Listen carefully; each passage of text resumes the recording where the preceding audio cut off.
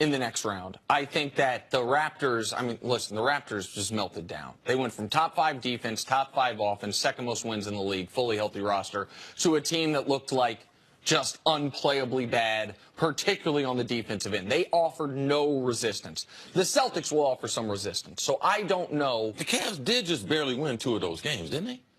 I mean, if you want to act, they swept back. No, I was going to say if you want to act the like first game went into overtime. All right? Yep. Did not Toronto have a chance to win game number 1? Oh, absolutely. They had the lead the entire, they never trailed in regulation. Yeah, so I believe that they were tested, but the reason why it came out the way it was, because the overwhelming support that the role players gave the Cavs. And the point that I'm trying to make is I think Boston will offer more resistance on the role players than Toronto was able to. So I don't know. I just don't want to discredit what these guys did. Because where they came from after the Pacers series, because if we just say, oh, man, Toronto, man, they just laid down. Man, they played some serious basketball. They forced Toronto into this sweep. Sure, absolutely. You see what I'm trying to... Absolutely. I'm not trying to talk about just one team's failure as opposed to this other team's success. It's a great point. Like, they had to go make the shots. They had to go get over how bad they had played in the 7-game series, yes. And they had to do it with no turnaround time, no prep for the series. I get that part of it. I just think that I don't think they will play quite at this level in the next round. But they don't have to play quite at this level in the next round. Now, they'll have to play at this level or better in the NBA Finals. But the Cavs don't have to sweep the Celtics, and they don't have to have Kevin Love go 20-10 in the next round.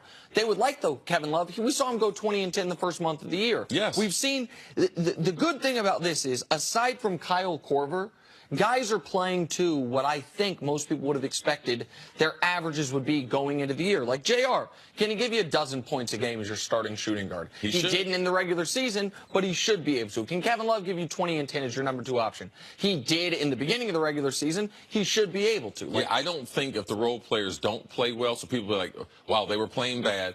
Nick was on it. They're not going to continue doing that. But for them to have championship aspirations, the role players have to play well. LeBron didn't have any support the first 6 games from the Pacers, finally got it in game number 7. And since then, they've had 5 guys score in double figures. That is the key to the Cavs, because not only the scoring, but it gives LeBron time where he's playing, but he can rest. It's called active resting on the court. And if LeBron doesn't get that, they're not going to be able to get the 8 wins they need for LeBron to get his 4th championship. And LeBron didn't, by the way, have to give these guys this level of support. We've seen one of the 10 greatest players ever. I remember it vividly. In 2006, Kobe Bryant. His Los Angeles Lakers team, this is after Shaq, before Powell, when it is a hodgepodge of guys similar to what LeBron's doing with this year. Get a 3-1 lead in the first round on the Phoenix Suns. They lose Game 5. They lose Game 6, despite Kobe playing really well. I think he had 48 points in that game, maybe 50 points in that game. And then in Game 7, he refused to shoot in the second half because he was so angry at his teammates. They were getting blown out. He refused to shoot, and they blow a 3-1 lead. Contrast that to, do you guys remember, just let the audience hear what LeBron said after Game 3 when the Cavs were down 2-1 to Indiana, and the media is probing him on his teammates, trying to get him to say about how badly they'd been playing. Here was LeBron's answer.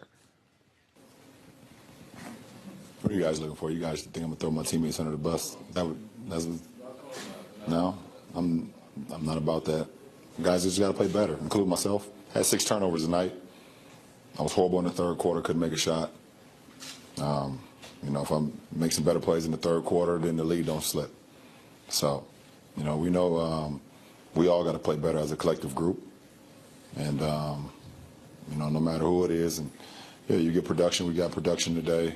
You know, to start the game, in the second half, it wasn't much production, but we still had a chance to win.